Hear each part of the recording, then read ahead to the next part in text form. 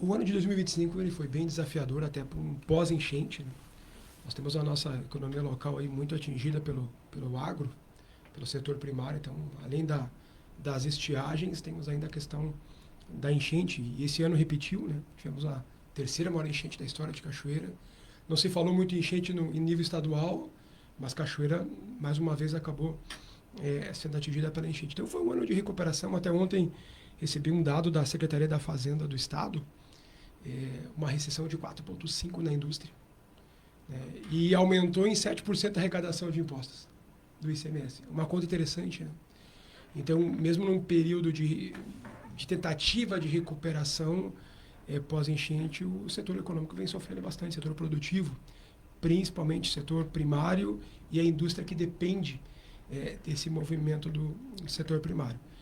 No final do ano passado, conversando com o pessoal do comércio, o dezembro foi frustrante assim, em relação a compras. Né? A gente sabe que dezembro é um período de safra, digamos assim, para o comércio. Falando em comércio local, o ano passado foi ruim, talvez um pouco pela antecipação do 13º, que teve em função dos auxílios da enchente. Então, o ano ele arranca 2025 com muito desafio. A gente teve mais uma estiagem, a gente sabe também da dificuldade do arroz ter ido bem, mas a questão do preço. Então, uma recessão econômica, que é uma estratégia até para conter a inflação, foi um ano desafiador. Teve a questão dos tarifaços, que acaba impactando. Cachoeira foi impactada, mas não tanto como outros lugares, mas acaba também sendo impactado. Então foi um ano de bastante desafio.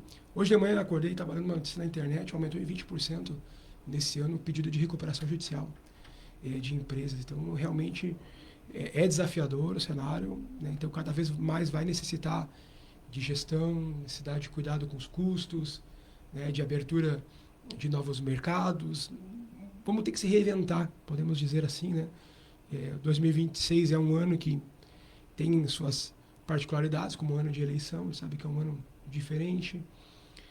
Temos Copa do Mundo, são no mínimo 8 feriadões que vão ter em 2026, então é um ano bem diferente, né? A expectativa agora com a questão do clima, essas chuvas que vieram deram uma animada, mas o problema é o bolo de neve, né? Essa questão que vem se acumulando. As dívidas. Isso vai passando de ano em ano, né? E não se resolve. Bom dia, Rafael. Aproveitando esse teu levantamento, tivemos a Black Friday, que esse ano culminou com a primeira parcela do 13º. E hoje é dia 19, hoje é a segunda parcela do 13º. Como é que está o movimento do comércio com essas duas datas, enfim, em Natal, né? O período é agora. Na verdade, foi extremamente positiva a Black Night que teve naquela sexta-feira. Eu acho que esse tipo de movimento tem que acontecer, precisa. Porque, na verdade, a gente tem um crescimento muito forte do e-commerce, né? Então, a compra pela internet hoje, ela avançou muito e não vai sair, só tem a tendência a aumentar. Então, o comércio local ele vai ter que se reinventar, ele vai ter que melhorar o seu atendimento, ele vai ter que melhorar suas campanhas, seus movimentos. Então, esse tipo de movimento sempre é muito saudável. E tem um detalhe, Tomás, Cachoeira ela tem encaminhado para uma cidade universitária. Então, cada vez mais essa rotina do comércio ela vai ter que sendo ajustada, é uma mudança de cultura. E a inauguração dessa loja, desse mercado UFA 24 horas hoje, está nessa linha? Ontem eu jantei com o diretor deles. O Rodolfo é o proprietário, mas ele tem um diretor de planejamento ali, que foi muita coincidência, né? Porque eu recebi uma ligação do pai do Rodolfo, que é presidente da CI de Cruz Alta, pedindo informações da cidade, pedindo informações de lugares para alocação. E a gente trocou uma ideia, ele foi bem bacana, depois eu conheci o Rodolfo. E por coincidência, o diretor de expansão deles foi meu chefe numa outra empresa 10 anos atrás. Um dos caras mais inteligentes que eu tive o prazer de conhecer. E até jantamos ontem. Elas estão com 25 unidades, a meta é chegar em 85. Né? Ela é baseada numa empresa mexicana que tem muito forte no estado de São Paulo. Então, o Rodolfo visualizou isso, né? Fez um benchmarking, né? E copiou essa ideia e trouxe aqui para o Rio Grande do Sul e tem sido bem interessante esse modelo. Então, encaixa com essa mudança de cultura e nós precisamos começar a pensar nisso. Quando a gente fala do transporte coletivo, mobilidade, entretenimento, né? São situações que a cidade ela vai ter que começar a se organizar e se preparar para essa mudança. Então, hotelaria, essas ações do comércio, o que acontece? É movimento. Tu vai lá, vê a vitrine, né? Tu gera a necessidade de compra, tu sai com a tua família. Cachoeira tem essa cultura de praça, de evento. Cachoeira tem, tá no DNA do cachoeirense. Então, tu vai fazer um lanche, vai fazer uma refeição. Então, gera movimento. A primeira Black Night que teve foi muito positivo, né? De boas vendas. Então, realmente um movimento que tem que ser repetido ou criado outros movimentos parecidos ou em outros lugares da cidade, ou daqui a pouco segmentado. Daqui a pouco essa semana eu vou fazer um trabalho só com estofado, um exemplo, né? E aí tu trabalha em cima disso, busca campanhas, porque vai ser essa maneira que nós podemos competir com o e-commerce, né? E nós precisamos.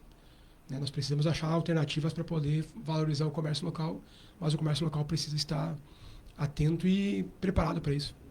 Rafael, 2026, em função de ano eleitoral, eu vejo uma certa apreensão nos noticiários econômicos de que pode o ano eleitoral atrapalhar a economia. Pensas assim? Talvez podemos ter algumas surpresas no que diz que eu entendo, e aí é um achismo, né, Toné? O governo vai ter que fazer alguma coisa, vai ter que liberar recursos. Não tem hoje noção de um Pronamp 15% de Selic mais 6% ao ano. Isso É um juro inviável. Não existe. Esses dias eu fiz uma reunião com o pessoal da Caixa. Eles estavam fazendo uma parceria com a Cacisque ali. Juro, nós estamos com juro aí de 1,75. Falei, e tu não fica nem vermelho de oferecer uma taxa de juros dessa? Mas é o mais barato do mercado. Falei, não, mais barato porque o cenário está terrível. Mas não existe hoje uma taxa de juros dessas para te poder investir em máquina, investir, né, em inovação, em produtividade. Então, tu realmente... Isso aí, desculpe, Rafael, mas eu queria que tu talvez pudesse detalhar um pouco mais.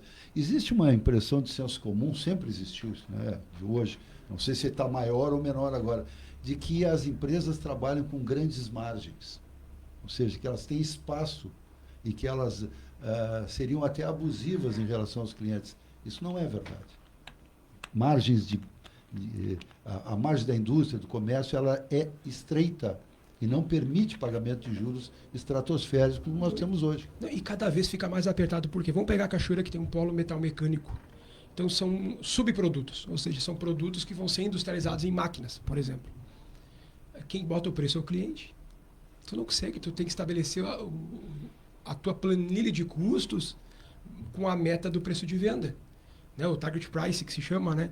Então, tu tem a meta do preço de venda e tu é obrigado a trabalhar em cima dos custos. E aí que é o furo da bala. E às vezes tu trabalha com uma margem muito baixa, esperando o volume, a economia entra em recessão e tu vai acabar acumulando. Aí tu vai pegar um capital de giro, de repente, para poder pegar um fôlego, tu já começa um movimento de acúmulo de passivo. E aí teu endividamento é muito alto. E aí tu não consegue, daqui a pouco, perde capacidade de investimento, perde capacidade de ampliação, de inovação, e aí tu começa a ficar sem competitividade. A indústria brasileira sofre muito com isso. A margem da indústria brasileira é muito baixo, o custo de produção. E até tenho estudado muito sobre a reforma tributária. Tony, a indústria brasileira vai ser extremamente positiva, a reforma tributária. Extremamente positivo. Extremamente positivo. Eu até me surpreendi, né, porque a gente se assusta quando... Né, mas a indústria, os serviços vai sofrer bastante. A parte de serviços vai tomar um susto muito grande. O agro vai tomar um susto muito grande. Por exemplo, o arroz não vai ser tributado, mas a soja vai, que não era tributado.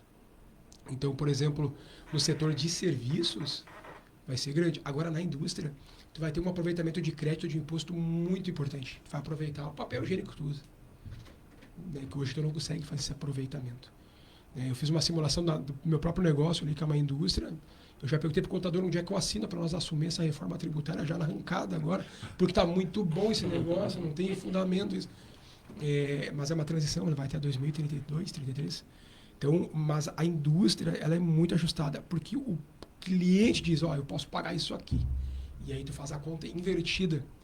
Então, cada vez mais é ajustado. Então, realmente, a tua fala é importante, não tem espaço para que tu possa buscar um investimento um Pronamp, né, que é um programa de incentivo, com 15% mais 6 a 1, não tem como. Isso significa que para a Cachoeira como um todo, que é atrelada, né, a indústrias, ao agro principalmente, mas também tem esse polo metal mecânico, de um ponto de vista macro, assim, digamos, no perímetro de Cachoeira do Sul, a reforma tributária vai ser bastante Eu tô positiva. especificamente na indústria. A indústria, sim, porque a indústria ela tem um custo muito alto. Custo de um maquinário. Né? Hoje uma máquina, por exemplo, ela tem a sua depreciação. Tu precisa estar sempre inovando, investindo. A mão de obra, né? Ela tem um custo maior. A formação de mão de obra, a capacitação. Tem alguns custos que tu não consegue, muitas vezes, embutir isso dentro de uma planilha justa de custo. Tudo que eu tenho estudado até agora tem valido a pena pro lado da indústria. O serviço, construção civil, isso vai realmente ter um impacto muito grande. Rafael, mas esse ano é um ano de comemorar a volta plena do Senai. Isso foi tem que se fazer o registro, acho que é importante. O Moacir Mazzari, né, CEO do Grupo Abescrio, o Adriano Calduro, né, são pessoas ali que realmente... Abnegados, né? Como se diz. Eles não deixaram o Senai morrer aqui em Cachoeira do Sul. Verdade. Claro, se aliou isso à estratégia hoje do Cláudio Bier, presidente da Fiergs, né, junto com o Paulo Hermann. A gente trouxe o Paulo Hermann aqui em Cachoeira, no Cassis Meio-Dia, e ele abriu toda essa estratégia de aproximação da Fiergs junto às localidades de produção. Então, o Senai hoje ele tem que ser considerado como a menina dos olhos, né, de Cachoeira do Sul. Ele é um presente de formação. Cachoeira sempre foi uma exportadora de mão de obra, principalmente no setor metal mecânico. Então, a formação, a estruturação do Senai, né, o prédio é um prédio moderno. Hoje eu faço parte do Conselho Regional do Senai, né, então tem muitas coisas ainda que podem ser adquiridas, né, existe um orçamento, então a Cachoeira precisa estar atenta a essa formação de mão de obra. E cada vez vai ficar mais difícil. Né? Ontem, dia 10 agora, o IBGE lançou um estudo da longevidade. O brasileiro está vivendo mais. Porém, o brasileiro está ficando uma população envelhecida. O Brasil ia chegar em 2048 ao pico de população, depois ia começar uma queda. 2024 foi o recorde da pior taxa de natalidade. Nasceram menos crianças nos últimos 30 anos. Foi o pior indicador em 2024. E houve um acréscimo de mortes, mas aí mais voltado à terceira idade. O pico era 2048. O IBGE já anunciou que vai ser 2041. E o Rio Grande do Sul, 2027. Olha só. Entre 2027 e 2028, o Rio Grande do Sul alcança o pico de população e começa um decréscimo. Vai começar a diminuir a sua população. E isso vai impactar muito forte. Muito forte. O Rio Grande do Sul vai ser passado nos próximos anos por Santa Catarina em população. Aí eu pergunto, será que vai precisar de mais indústria, mais estrada, mais escola? Se a população vai diminuir? A média da população em 2000, a média de idade era 28 anos. Hoje é 35, a média da população brasileira. Então, também uma mudança de cenário, políticas, né, de terceira idade. Se o brasileiro está vivendo mais, é que houve um avanço na questão de políticas sociais e de saúde. Mas é um desafio. A minha mãe usa uma frase que eu acho interessante, que ela fala, meu filho, a velhice é cara, tem que te preparar para ela. E realmente, nós temos que se preparar para isso. Mas pensando em investimento, aí eu entro na questão da mão de obra. Nós temos uma população hoje, então, que está envelhecendo. Nós temos uma população que está diminuindo. Nós temos problemas de força ativa de trabalho. Então, vai impactar na previdência, isso vai impactar na indústria, no comércio, no serviço, na produção primária. E a geração Z tem uma visão diferente da nossa. Está entrando mais tarde. Tem gente hoje com 24 anos que nunca trabalhou. Está entrando com 23, 24 anos. Às vezes o sujeito não tem mais aquele sonho de trabalhar a vida toda numa mesma empresa, de ficar muito tempo preso a uma só função. Hoje é querer gravar um vídeo e viralizar e se tornar um influencer. Um influencer. Mas é um desafio. Aí nós temos, o Brasil hoje tem a segunda maior população da geração nem estuda e nem trabalha. Nós temos hoje, chegamos à metade da população brasileira ativa com bolsa, com auxílio do governo. Então, olha o desafio de mão de obra, por isso que o Senai é importante. E o trabalho do Senai hoje de entrar nas escolas, de aproximar os estudantes. Né? O Senai tem um projeto muito bacana junto com o SESI, do contraturno. Tu tens ideia do tipo de cursos que tem hoje? Que eu me lembro que havia uma resistência da sociedade na época quanto à mudança, né, daquelas profissões clássicas, mecânico, eletricista. Hoje tem algum curso assim que te chama atenção mais moderno? Não, eles têm voltado para a indústria 4.0, né, para a indústria de robótica, para a parte de startups. Não, o Senai tem migrado para a inovação. O mais interessante é que essas profissões clássicas, elas não saem de cena e estão cada vez mais valorizadas. Hoje se tem essa valorização. E a indústria modernizou, por exemplo, não tem mais aquele trabalho tão pesado na indústria. Hoje é automatizado. Então, tu tem uma máquina de milhões, precisa de alguém que saiba operar aquela máquina. Então, aquele negócio do trabalho pesado existe, mas diminuiu muito. É só visitar todo o Smart, o Toné conhece muito bem, né? Toda a automatização, todo o trabalho. E com esse decréscimo da população, talvez falte gente para essa parte mais pesada. Possivelmente. Construção civil, metalurgia, é uma grande tendência. Essas funções mais clássicas, eu digo que vai ter dificuldade de ter padeiro, açougueiro, né? São funções que realmente precisa. Tanto que o Tischler tem uma campanha muito interessante, que é o 60+. Eu achei bem legal. Na captação de pessoas acima de 60 anos. Que é uma tentativa, me parece, não falei com ninguém lá da direção, mas me parece uma tentativa de conseguir pessoas que sejam mais persistentes também no trabalho, que não haja uma rotatividade tão grande. Perfeito.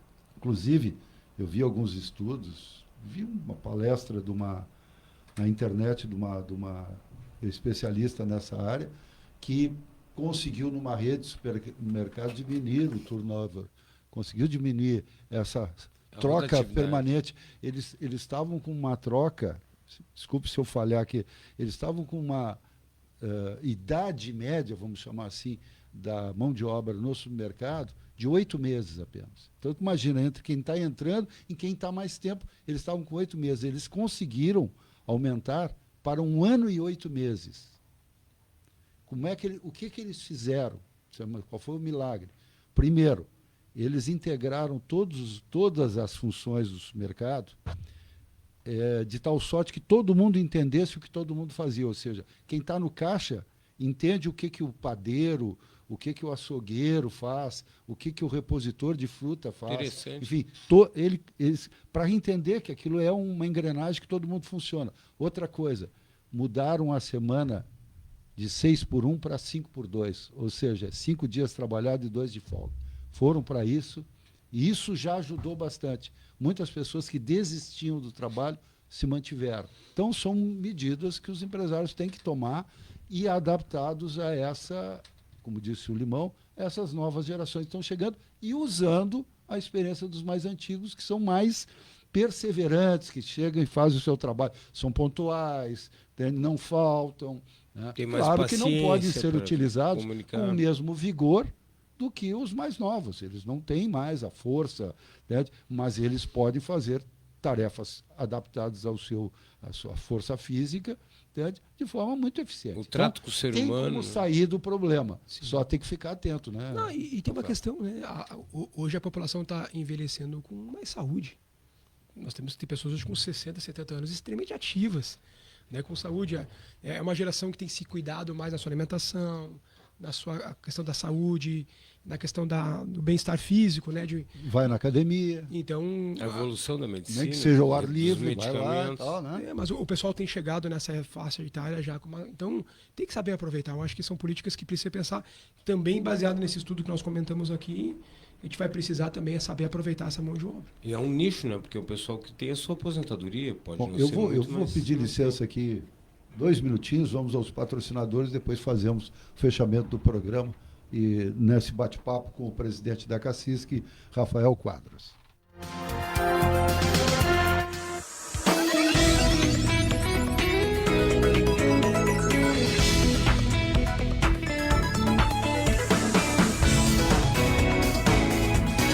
Vale FM.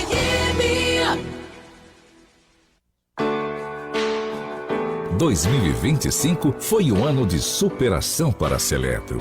Mesmo diante dos desafios que marcaram a nossa região, estivemos ao lado dos nossos associados, levando luz, segurança, confiabilidade e esperança de dias melhores. A força do cooperativismo guiou nosso trabalho e mostrou que quando caminhamos juntos, dias melhores se tornam realidade. Agora, abrimos as portas para 2026 com ainda mais energia, prontos para ampliar investimentos, fortalecer redes e iluminar novos caminhos. Seletro, sempre ao lado do associado. O Agora Tem Especialistas está fazendo a diferença de norte a sul do país. Agora tem radioterapia para câncer em todos os estados, ampliando o acesso ao tratamento. Agora tenho muito mais esperança com o tratamento que faço aqui no Rio. E ainda tem mais cuidado com atendimento especializado em oftalmologia. Fiz minha cirurgia de catarata aqui em Manaus, agora minha vida mudou para melhor. Agora tem um novo tempo na saúde do Brasil. Agora tem especialistas. Ministério da Saúde, Brasil, do lado do povo brasileiro. Transporte coletivo é mais do que plano de governo, é urgência social. É inaceitável esperar até 2 anos por uma licitação que já devia estar pronta. Estão achando que o povo de Cachoeira do Sul vive de promessas? Licitação do ônibus já! Transportes Nossa Senhora das Graças. Mobilidade com responsabilidade. Mas tchê, acompanhe de segunda a sexta-feira aqui na Vale FM 99.1, das 7 às 8 da noite, o melhor da música regional gaúcha. Com ele, o Gaudério Pispirica, te fazendo companhia vivente. Prepare o teu mate e dá volume, tchê.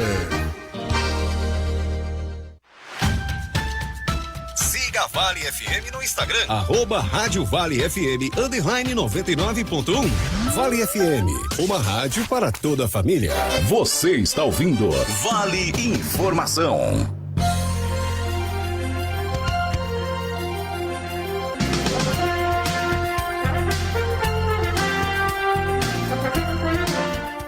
Horas 53 minutos, estamos aqui com o presidente da CACISC, Rafael Quadros, nos bastidores. Quem nos acompanha no Facebook vê que a gente fica conversando. Veio um assunto, uma concorrência para o comércio, para os serviços, que é essa disseminação de jogos de azar eletrônicos. Como é que está isso? Como é que os empresários veem isso, Rafael? Há uma preocupação muito grande, há um avanço muito grande nessa questão das casas de aposta, que tem retirado renda do brasileiro, né? Tem retirado renda da família. Incrementou os impostos, né? Eu imagino. Mas essa questão, não, em outubro, o governo arrecadou R$1 bilhão em impostos só das casas de apostas. Nossa. Sem contar que é 12%, que é uma vergonha. É uma vergonha. Vou te fazer uma pergunta para vocês. O que é mais importante hoje, casa de aposta ou energia solar? A resposta é óbvia. Energia solar. O imposto de energia solar é muito maior do que o imposto da casa de aposta. E vocês entendem que às vezes o governo às vezes ele tem que interferir em algumas coisas para tentar resolver. 12% o imposto de casa de apostas e iria para 24%. Fecharam um acordo ali em 19%. Em transição. O cigarro, tu sabe quanto que é? Não, o cigarro é mais de 100%, 300%. Né? Mas a casa de aposta é uma coisa que está invisível ainda, mas ela tem atacado muito forte. Então, primeiro essa questão saúde, tá? Eu comentei aqui antes, o governo gastou R$38 milhões esse ano só em saúde para atacar, né, essa pandemia. Vamos chamar de pandemia. É uma pandemia das bets. Nós precisamos encarar como uma pandemia. É questão primeiro sanitária. As pessoas estão ficando viciadas, pessoas sendo internadas com uso de medicação, problema em casa, relacionamento. Cachoeira, a gente tem casos de empresários que acabaram entrando no jogo, buscaram dinheiro, né, emprestado, acabaram se enrolando e fechando o seu negócio. Nós temos casos na cidade, nós temos situações graves. Então, o que acontece? Nós precisamos olhar para isso como uma pandemia. E acaba impactando onde? A pessoa deixa de comprar aquilo que é essencial. Sim, tem gente que fica sem comida. Ela vai atacar na comida, ela vai atacar no vestuário, ela vai atacar numa parcela de alguma coisa. Então, realmente, nós precisamos encarar. E iniciou um trabalho esse ano dentro da Federação da Agas, que é um movimento que já está em 8 estados do Brasil. Começou aqui no Rio Grande do Sul, em 8 estados.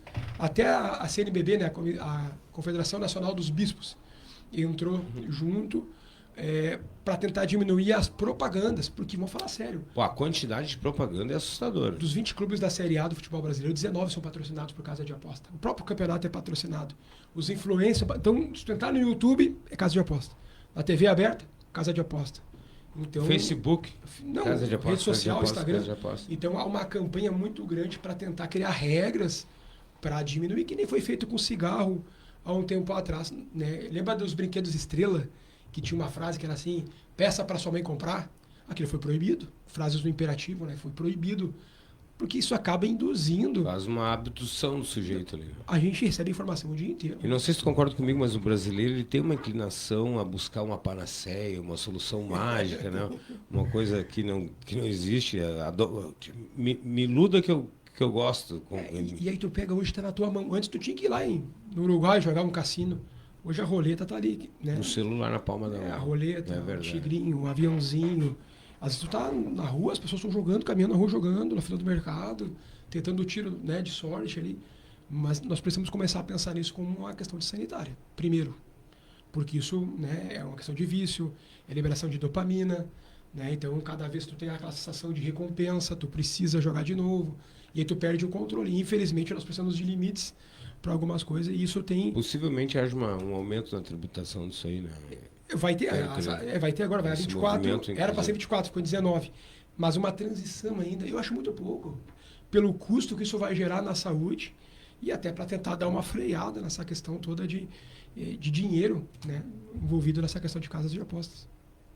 Eu posso mudar um pouquinho aqui, Toné? Uma pergunta... Temos pouco tempo, vamos lá. É assim, ó, eu tenho, até mando um abraço se estiver na escuta, ou se alguém puder transmitir para o Paulo Alex Falcão, que eu acabei desenvolvendo uma certa amizade com ele no período que ele assumiu a Cassis, que tinha um monte de atividades, porque só a atividade dele mesmo no Sicredi já demanda muito tempo, né? Muita energia desprendida. Mas não sei até quando que tu fica na Cassis, mas é muito estafante, é cansativo, tu já parece que chegou com uma cara meio de cansado, porque a Cassis se envolve com o FAPS, com a ponte, com a RS 403, com não sei o quê. Tem a rua coberta. Tem a rua coberta, é verdade. A minha gestão termina em março agora. São 2 anos, passam muito rápido. É muito bom. O Toné sabe bem, o Toné foi presidente. É enriquecedor, mas é cansativo. Tu conhece muita gente, tu te desafia. Tu senta naquela mesa ali, tem empresários renomados, empresários de sucesso, pessoas voluntárias. Eu sempre brinco, né, que voluntário em latim significa vai otário, né? Mas é muito recompensador. No quartel era assim. É muito recompensador. Claro que existe o trabalho, né? Eu tenho o meu negócio, eu tenho as minhas atividades. Tu tem que tentar te organizar, né? Mas na arte da guerra, né, o Sun Tzu fala, né, que liderar poucos homens é a mesma coisa que liderar muitos. É só uma questão de organização.